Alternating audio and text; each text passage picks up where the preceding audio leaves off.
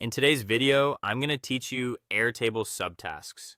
If you want a simple way to organize larger projects inside Airtable, setting up subtasks is a great approach. It helps you break big tasks into smaller, manageable pieces.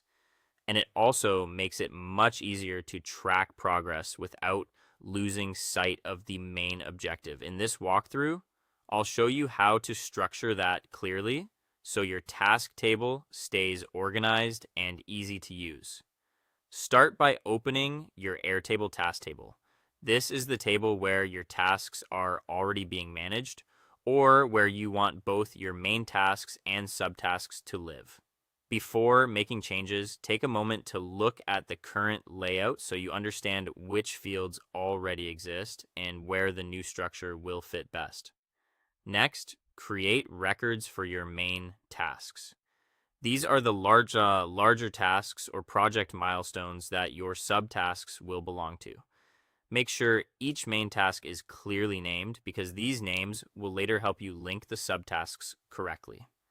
Keeping the naming consistent at this stage will save time and reduce confusion later on. After that, add separate records for each subtask. Instead of trying to list subtasks inside a single cell, give each one its own record. This makes your workflow much more flexible because each subtask can then have its own progress, tracking, updates, and connections. It also keeps your table much cleaner as your project grows. Now add a linked record field to connect subtasks to the main task. This is the key part of the setup because it creates the relationship between the smaller action items and the larger task they belong to. When configured properly, this field allows Airtable to keep those connections organized and easy to reference. Once that field is in place, link each subtask to its correct parent task. Go through your subtask records one by one and assign them to the appropriate main task. This step is important because accurate linking is what makes the whole subtask system useful. If a subtask is connected to the wrong parent, your tracking and reporting can quickly become confusing. Then add status fields to track subtask progress. This allows you to monitor where each subtask stands, whether it hasn't started yet, is currently in progress, or has been completed.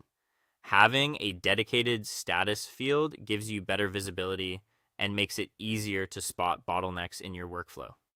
Finally, review the task structure and check that each subtask is connected to the right main task. This final pass helps you catch any linking mistakes and confirms that your setup is working as intended. Once everything looks correct, you'll have a clean and practical Airtable subtask system that's much easier to manage over time.